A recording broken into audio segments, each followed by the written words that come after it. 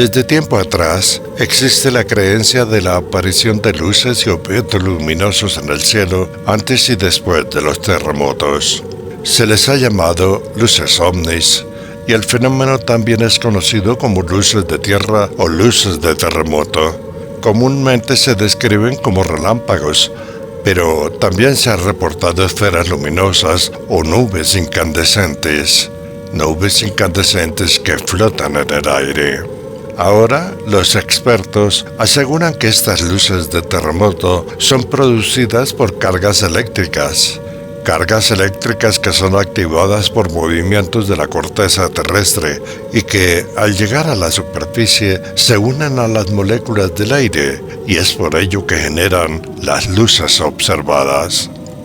Esto, dicen los expertos, explica por qué las luces a menudo se producen minutos, horas o incluso días antes de un terremoto. Unos les creen y otros no. Terremotos, luces en el cielo.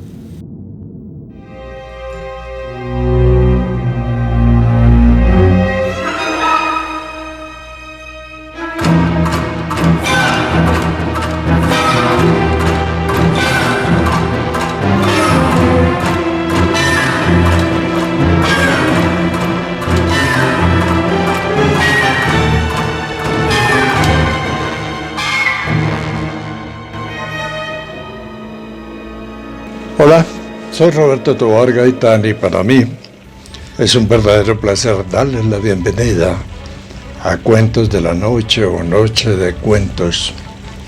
Un espacio para entretenernos y escuchar cuentos, historias, mitos, leyendas, ficción que tienen que ver con las cosas raras que ocurren en un universo mágico, como me comentaba alguno de ustedes en la lista de comentarios. Perdón por la redundancia. Hoy tenemos un programa pregrabado. Vamos a intercalar directos con pregrabados.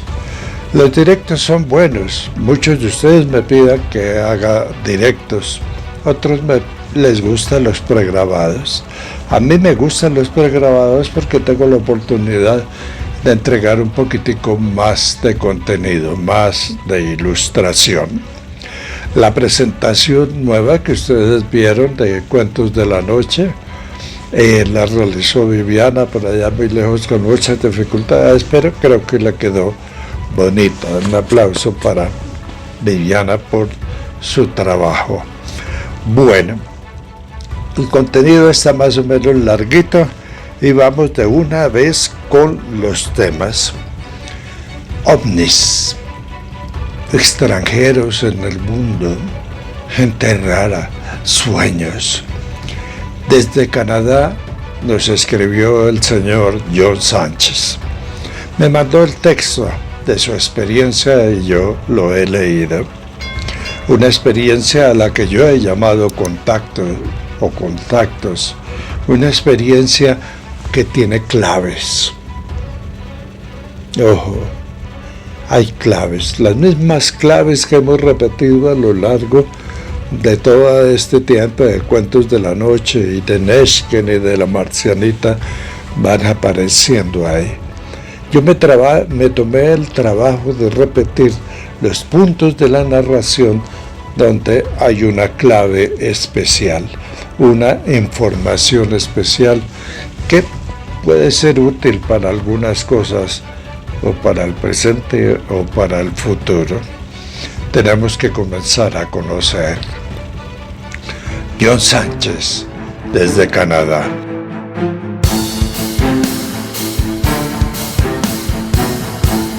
Dos encuentros. Una vivencia de John Sánchez. Tengo una historia que contar. Es acerca de un encuentro muy extraño que tuvimos el año pasado con mi novia. Nosotros vivimos en Canadá, donde solemos hacer deporte los fines de semana en un extenso parque que es del gobierno, el cual tiene muchos bosques y áreas desconocidas. Bueno, resulta que un día íbamos montando en bicicleta con mi novia. Yo iba adelante como a unos 20 metros. Marchábamos despacio. Aquel era un día bonito de sol y nos metimos por entre los caminos que hay muy boscosos, pero donde se puede caminar y montar en bicicleta. Íbamos así cuando de pronto vimos a lo lejos un humano muy extraño, un personaje que venía caminando muy raro. Nosotros seguimos nuestro camino, pero entre más se acercaba más raro nos parecía, sobre todo a mí porque iba al frente y él venía caminando en sentido opuesto, venía hacia mí.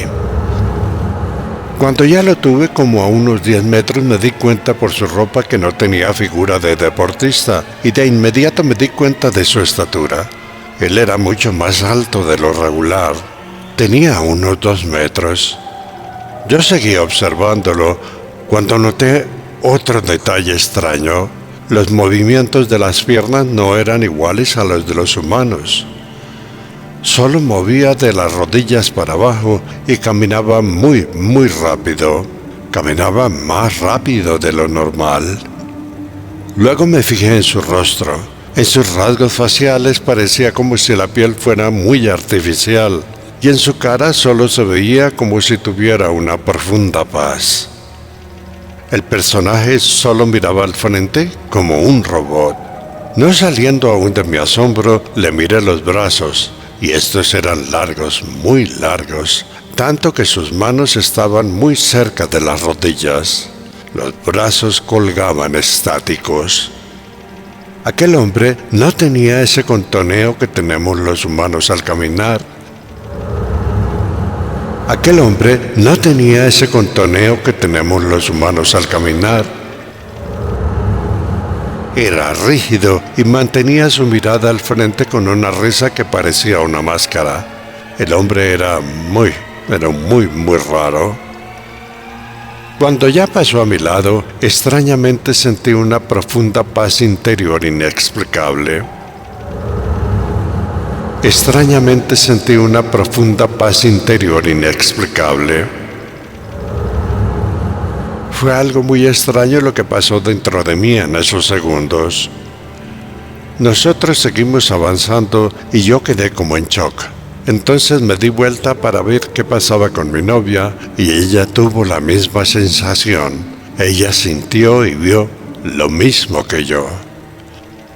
Tan pronto nos sobrepasó el hombre, mi novia y yo nos alcanzamos y quedamos en shock. Los dos no podíamos creer lo que vivimos y sentimos. En ese momento, nadie más pasó por aquel sitio. Al final no le prestamos más atención al suceso y para no sugestionarnos no le contamos a nadie, solo a mis padres. Unos días después, más o menos a las 3 semanas, tuve un par de sueños relacionados con el tema, y en ellos yo me encontraba como en otro planeta, un planeta muy parecido a la Tierra, un lugar donde se veían grandes naves plateadas y unas construcciones futuristas. Un lugar donde se veían grandes naves plateadas y unas construcciones futuristas. En el sueño, todo el tiempo me hablaba una mujer muy bonita que tenía cabello rubio, y aunque hablaba en perfecto español, tenía un acento muy raro. Ella me dijo que los humanos éramos muy ignorantes, que nos faltaba mucho por aprender, que no sabíamos en qué clase de maravilloso planeta vivíamos. En el sueño veía mucho movimiento. Era como una ciudad normal con tráfico de naves. Había construcciones como suspendidas del cielo. Allí también observé otros humanos y otras razas. En el sueño todo era muy real y aun cuando tenía un sentimiento de miedo, había algo que me neutralizaba y hacía que todo fuera normal.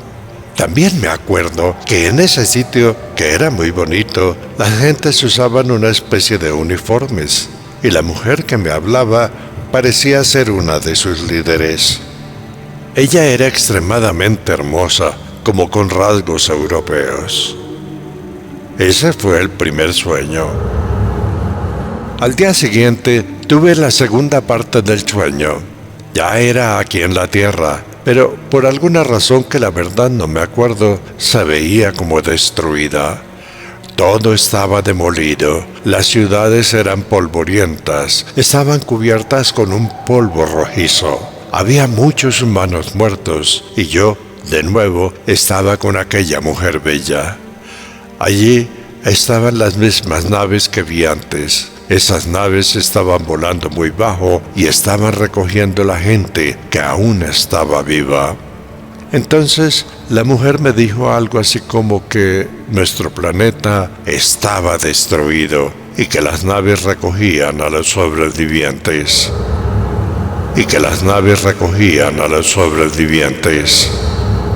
Aquellas eran unas naves extremadamente grandes y plateadas. Esa fue la última vez que vi cosas. Hoy, ya después de un año que me pasó ese extraño encuentro en los sueños, nunca más he visto cosas, ni tampoco he soñado con más cosas raras. De la experiencia solo le conté a mis padres y a mi novia, porque la gente lo podría tildar a uno de loco o de demente. Después dejé el tema de lado y seguí mi vida como si nada. Ahora aprovecho este espacio para compartir mi historia, un encuentro combinado con dos sueños, y espero que sea compartida. Cordialmente, John Sánchez, desde Canadá.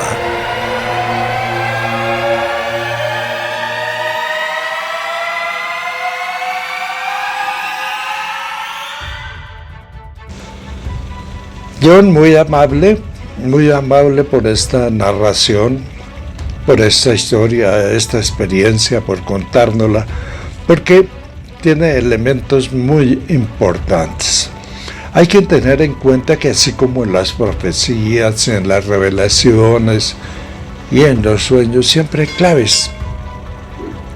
Y si se unen esas palabritas, puntos, escenas, experiencias, dan un mensaje concreto. Lo difícil para nosotros es entender ese mensaje, es aterrador. Pero bueno, vamos a seguir con las historias. Hay en el mundo del susto, del espanto y del terror una historia que es muy común en las Américas e incluso en Europa. En España es común, y aquí la trastearon y la convirtieron en una historia de acá. No sabemos si fue de Colombia para el exterior o del exterior para Colombia. Es una apuesta que tiene que ver con algo que muchos jóvenes hicimos en épocas pasadas, ahora ya no tanto, que era ir hasta el cementerio a indagar, a buscar en medio del misterio y de todo lo que había. Y allí se hacían apuestas. Quedan ustedes con la historia del cementerio. Hay historias de miedo y espanto que se repiten en muchos lugares del mundo. Cuentos de terror que se han vuelto populares y se narran como historias locales. Y la apuesta del cementerio es una de ellas.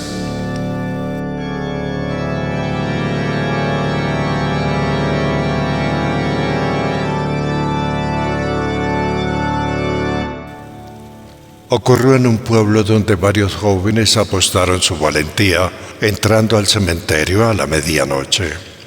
En este caso, la protagonista es una joven que, haciendo derroche de su valentía, fue hasta el cementerio local con sus amigos y apostó con ellos que ella era capaz de entrar al cementerio a medianoche y sin ningún miedo.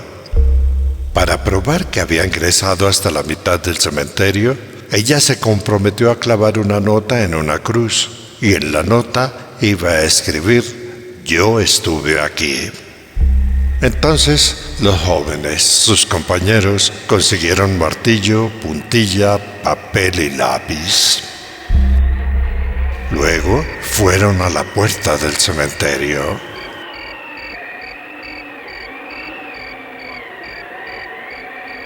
Aquella era una noche de mucho viento y silbidos en el aire, y en la lejanía un perro aullaba.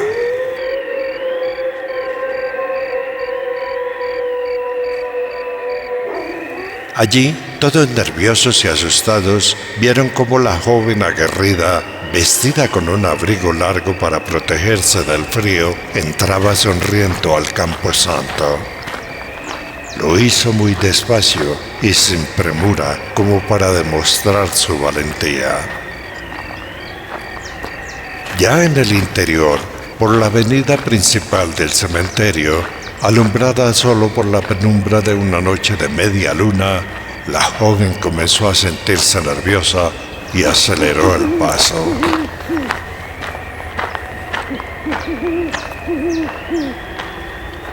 Cuando al fin llegó a la mitad del cementerio, aterrada por ruidos extraños de la noche y lo tenebroso del lugar, rápidamente buscó una cruz y entonces vio una tumba en el piso, una tumba que tenía un pequeño y bajito cercado de columnitas de cobre y cadenas, un cercado que delimitaba el reposo del muerto.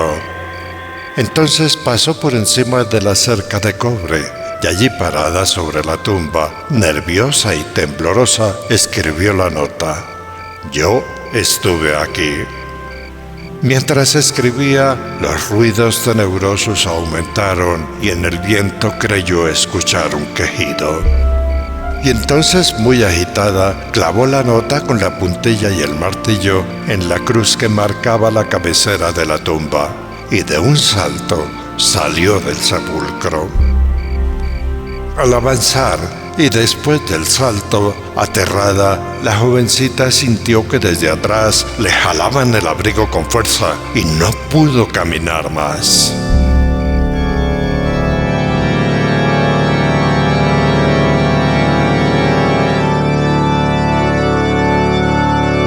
Pasado un buen rato, los nerviosos compañeros con quienes había hecho la apuesta esperaron y esperaron. Y la joven no salió. Pasaron las horas y la muchacha nunca llegó.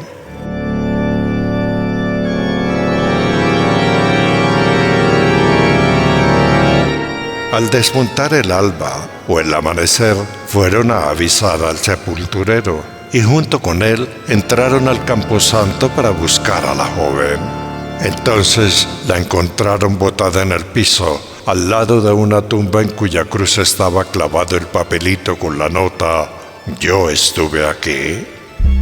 La joven, en el suelo, estaba muy pálida, y entonces el sepulturero, inclinado a un lado, comprobó que la infeliz muchacha estaba muerta.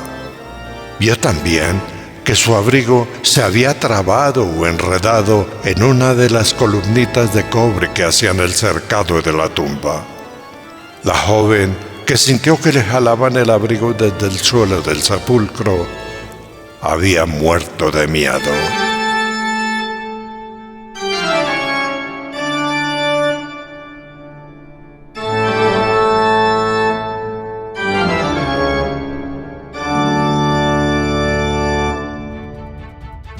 Mitos, leyendas, tradición oral, cuentos raros y extraños. Hay un cuento que me refirieron a mí hace muchos años, largo a morir, pero entretenido. Me lo refirieron en una fogata por allá en el páramo de Sumapaz. Hacía mucho frío, estábamos abrigaditos y no había nada que hacer con una noche espectacular. Entonces alguien comenzó a narrar una historia. Recordándola, la he llevado a la narración. Una historia que tiene que ver con unos animalitos que nosotros consideramos brutos, sucios y puercos. Unos animalitos que a la hora de la verdad son diferentes a lo que pensamos. Unos animalitos especiales. Vamos con la historia de la marrana zombie. La marrana zombie. Escuchen.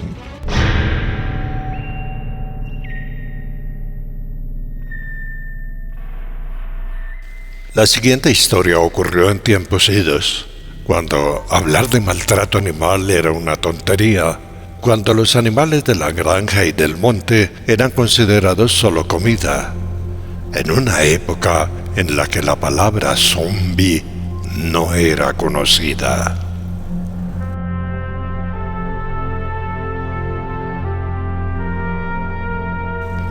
Érase una vez un pequeño caserío campesino de clima cálido, rodeado de abundantes bosques y maleza que crecían en un pequeño valle cruzado por un río de aguas cristalinas, un río donde abundaban los peces. 20 casas o un poco menos daban forma a aquella vereda lejana, donde sus pocos habitantes se dedicaban a las labores agrícolas y ganaderas en sus pequeñas parcelas. La ganadería se hacía criando gallinas, unas pocas vacas y algunos cerdos a los que en Colombia conocemos genéricamente como marranos.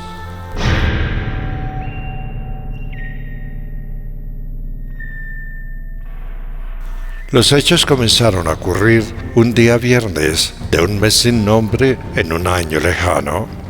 Aquel día, la señora Eva, una señora sesentona poseída por el lumbago o el ayayay, como se conocía el reumatismo en esa época, comenzó su trabajo, su labor de todos los viernes. Ella era experta en preparar chicharrones, costillas de cerdo, jamón y otras delicias porcinas, y ese día se dedicó a preparar el fogón, la gran paila de cobre para los chicharrones y la mesa para destajar al pobre cerdo, cuya carne tenía como objetivo alimentar a las gentes de aquel caserío olvidado. La víctima de aquel convite humano era una dócil y voluminosa cerda o marrana mona, un animal que por crianza confiaba profundamente en los humanos. Aquella era una cerda amigable que doña Eva había comprado por 24 pesos de la época a don Emiliano, un vecino de otra vereda que se dedicaba a criar cerdos. Es de aclarar que en la zona todos los marranos eran negros y aquella marrana de color rosado y cerdas rubias era la primera que se veía en el caserío. Aquel día, la marrana mona, como la llamaron, yacía echada y adormilada sobre el suelo, sin sospechar su próxima desgracia.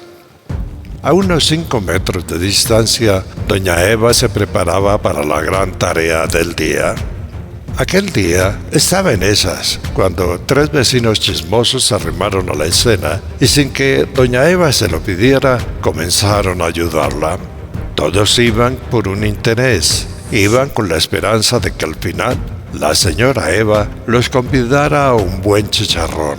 Un chicharrón que ella con abundante generosidad obsequiaba a quienes la ayudaban.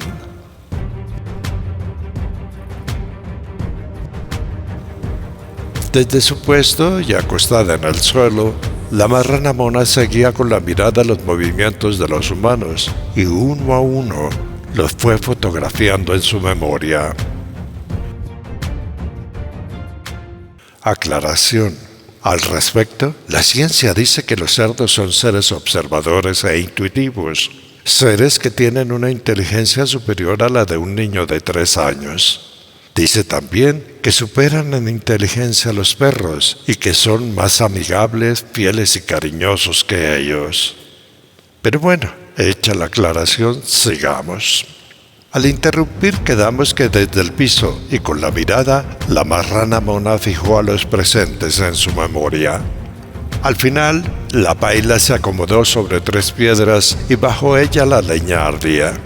Adentro, el agua para lavar el cuerpo de la marrana muerta se calentaba. Después, esa misma paila se usaría para la gran chicharronada. Doña Eva en ese entonces llevaba más de 20 años haciendo lo mismo todos los viernes, y pensaba ella, sería un viernes como tantos. Cuando todo estuvo listo, los vecinos chismosos que querían comer chicharrón gratis ayudaron a amarrar la marrana mona, y doña Eva llegó con la lesna. Un chuzo largo, delgado y afilado que tenía un mango de madera. Un chuzo cuyo objetivo era penetrar directamente al corazón de la víctima para matarla. Los hombres, queriendo congraciarse, no dejaron que doña Eva matara a la marrana. la apartaron y entonces comenzaron con fuerza desproporcionada y con sevicia la macabra tarea. La marrana mona se dejó amarrar dócilmente, pero al sentir su pecho traspasado comenzó a convulsionar y a gritar.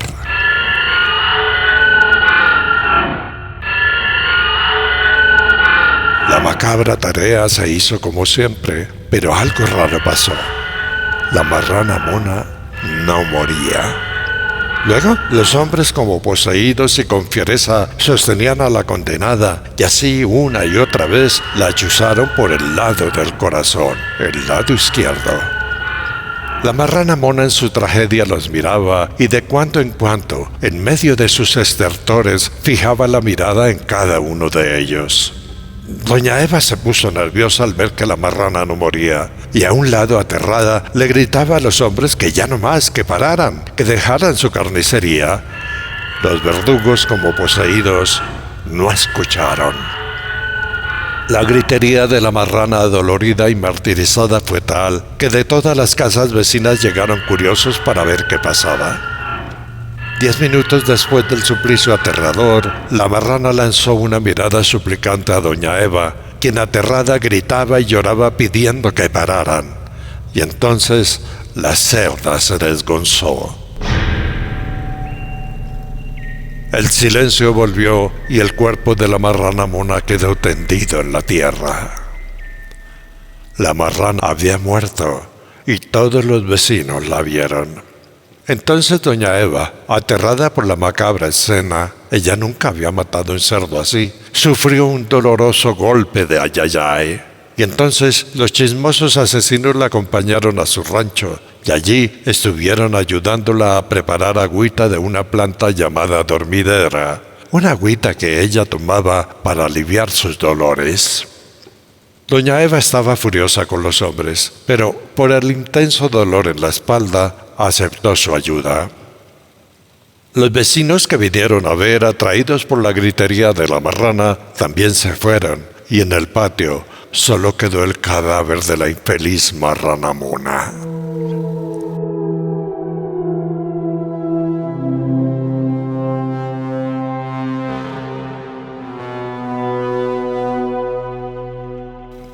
Unos minutos después, aliviada de sus achaques reumáticos, doña Eva y sus acompañantes salieron del rancho para continuar la faena.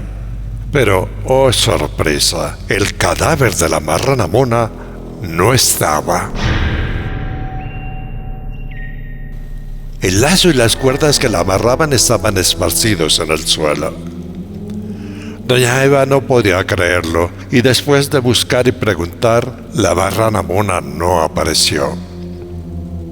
Ya en la tarde, los chismosos ayudantes que esperaban una recompensa se miraron, y entonces supieron que ese día no comerían chicharrón.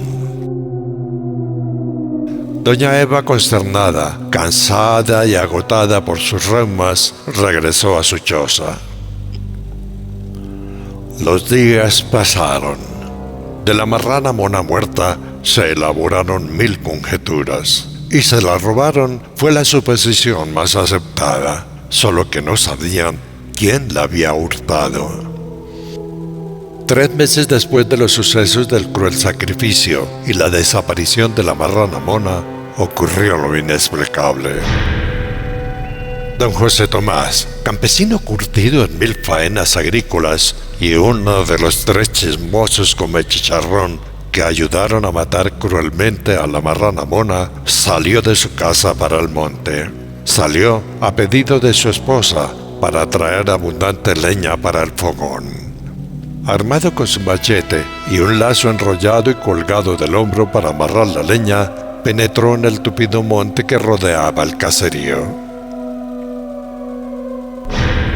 Una hora después, don José Tomás, jadeante y adolorido, caminando con cojera, con la ropa hecha a trizas y la cara sucia por la tierra, entró en su vivienda.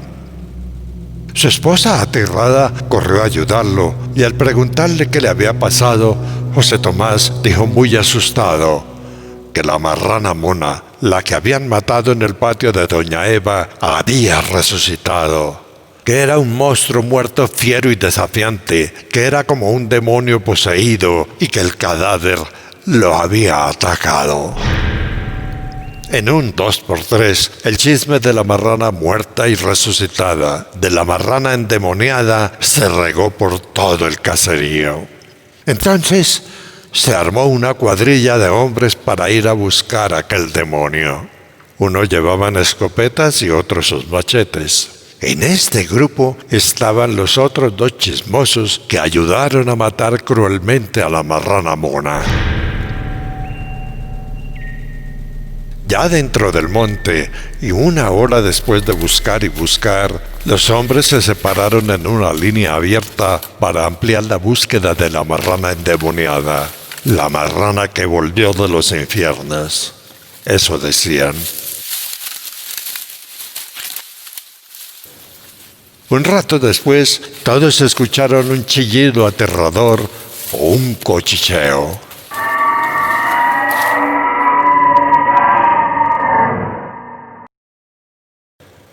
Nota: cuchicheo, una palabra antigua que definía el grito espectacular de los cerdos. Cuchicheo. Continuemos. Todos escucharon un grito espeluznante que venía de la espesura. Entonces sintieron que algo grande y pesado corría velozmente hacia ellos. Y entonces se escuchó un golpe y el grito de uno de los buscadores. Los gritos humanos se mezclaron con gruñidos espantosos. Todos quedaron quietos y asustados. Al final hubo silencio. Y entonces escucharon el cuchicheo lejano y aterrador de la marrana muerta.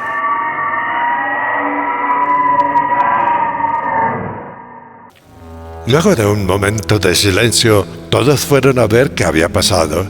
Y en el suelo encontraron a uno de sus compañeros, el segundo chismoso que había ayudado a matar a la marrana poseída. El hombre tenía la ropa destrozada, las piernas le sangraban por los mordiscos y aparecía revolcado y untado de tierra, y además de otras porquerías. El hombre se había poposeado y orinado en los pantalones. Al momento, algunos de los buscadores se fueron muy asustados para el caserío, y los que quedaron, con guaduas y camisas, hicieron una camilla para llevar al segundo chismoso herido. Lo llevarían en guando. Aclaración: guando, vocablo precolombino común en Colombia y Ecuador. Una cama angosta y portátil que se utilizaba para transportar enfermos o heridos. Hecha la aclaración, sigamos. Los que cargaban el guando marchaban con dificultad por entre el monte. Entonces, nuevamente el aterrador grito de la diabólica marrana poseída sonó en la espesura. Y al tiempo que esto ocurrió, el hombre que iba atrás cargando el guando cayó al piso dando gritos. Los demás vieron en ese momento como la marrana endemoniada le daba golpes con su cabeza y le mordía las piernas y brazos al hombre que había cargado el guando y al cual había tumbado.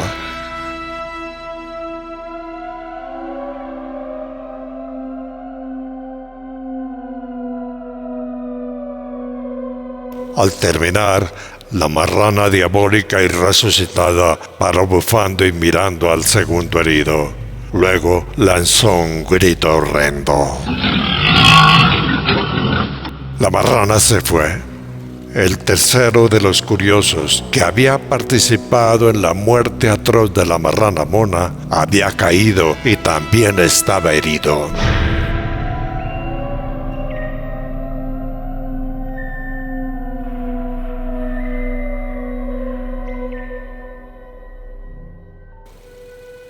En el caserío todo fue batahola y nerviosismo. La marrana endemoniada y resucitada había regresado para vengarse. Los hombres armaron nerviosos corrillos, los niños se metieron en sus chozas asustados, las mujeres rezaban y entre todas ellas armaron dentro de una choza un grupo de oración. rogando al cielo que se llevara al demonio porcino. La noche llegó y la luna llena con su manto de luz lechosa cubrió el caserío. A las 9 de la noche, un grito o cuchicheo retumbó en el caserío. El chillido fue tan espeluznante que hasta los perros corrieron a refugiarse entre las piernas de sus amos. Histeria colectiva motivada por la llegada de un demonio. Las rezanderas callaron, los hombres apretaron sus machetes y escopetas, pero la pregunta vino, ¿cómo iban a matar un demonio porcino que ya estaba muerto? Entonces vino otro alarido, y después sintieron como algo pesado caminaba por la única calle del caserío. Caminaba produciendo aterradores sonidos porcinos.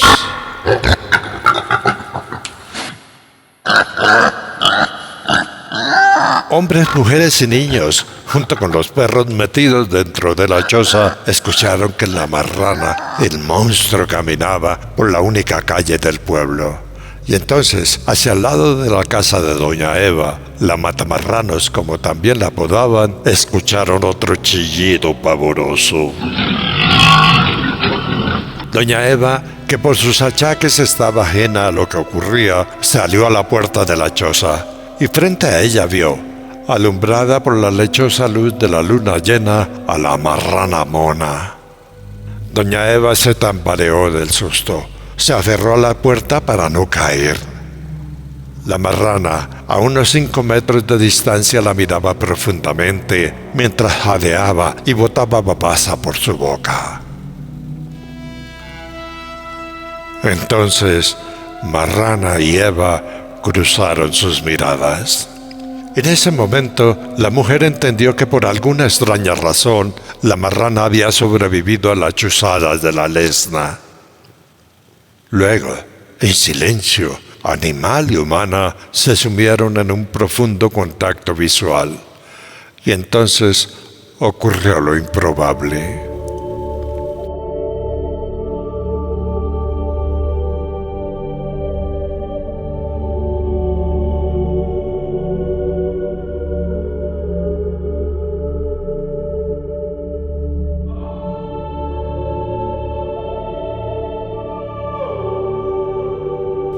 La marrana se quedó en silencio y muy despacio dobló sus patas delanteras y así quedó arrodillada con la cabeza agachada frente a doña Eva.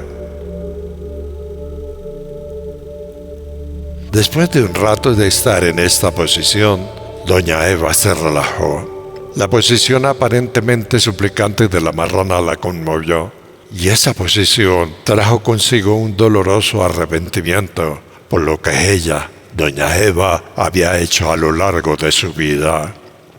Entonces, dejando el miedo de lado, fue y abrazó a la marrana Mona, y allí, llorando arrodillada, comenzó a suplicarle perdón.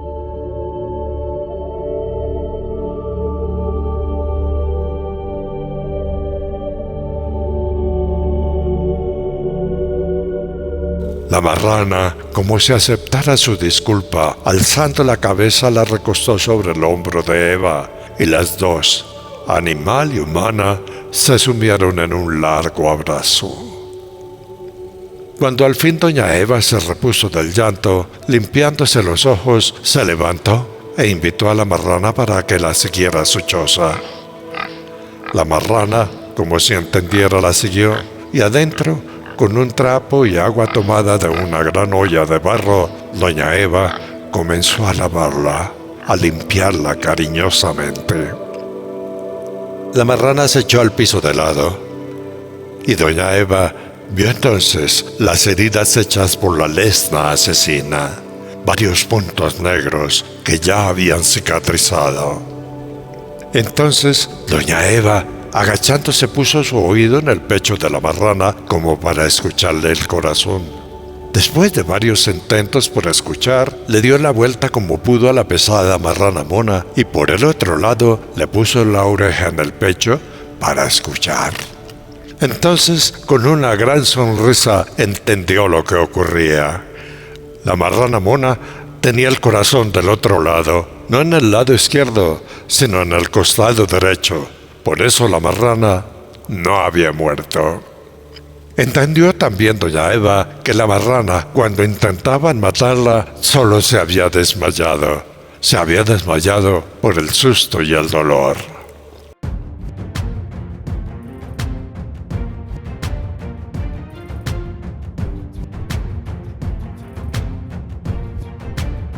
En el caserío, ajenos a lo que ocurría afuera, los habitantes dormitaron nerviosos en una sola choza. Una choza donde con muchísimo cuidado habían llevado a los tres chismosos, aquellos que cruelmente maltrataron a la marrana intentando matarla. Al día siguiente, después de que el gallo cantó, salieron de la choza y entonces llegó la gran sorpresa. Por la única calle del caserío, doña Eva caminaba tranquilamente y a su lado, contoneando su cadera, caminaba la marrana mona. Las dos iban muy pegaditas camino del río. Desde entonces, la marrana mona, la marrana resucitada, se volvió la mascota del caserío. Todos la consentían y decían que tenía poderes, que era de buena suerte, que desde su llegada la gente había prosperado. Los únicos que miraban a la marrana con miedo eran los tres chismosos, aquellos que en busca de un buen chicharrón repetidamente habían intentado matarla. La marrana, cuando los miraba, hacía como mala cara y chillaba. Doña Eva nunca volvió a matar un cerdo. Desde entonces, la gran paila de cobre de los chicharrones quedó abandonada.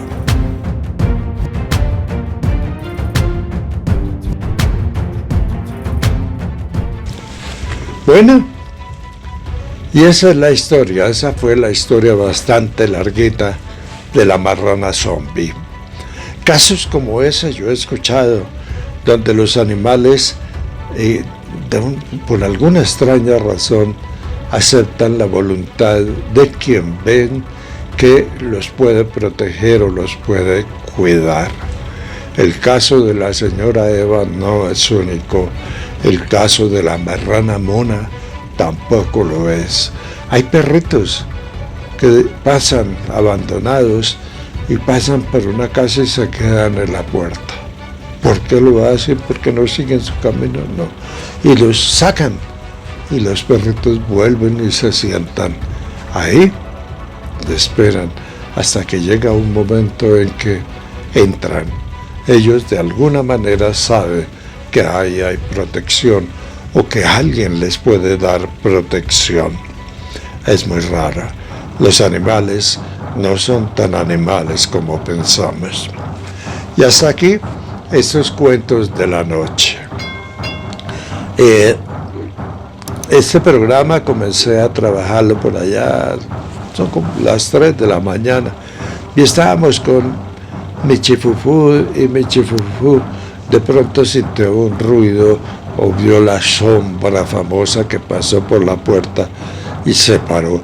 Y estuvo ahí, mire que mire, y se agachaba y se dormía. Ese era el vigilante nocturno de la sombra. Un pedacito de lo que hizo Michifufú cuidando la puerta de la sombra. Los dejo con esas imágenes.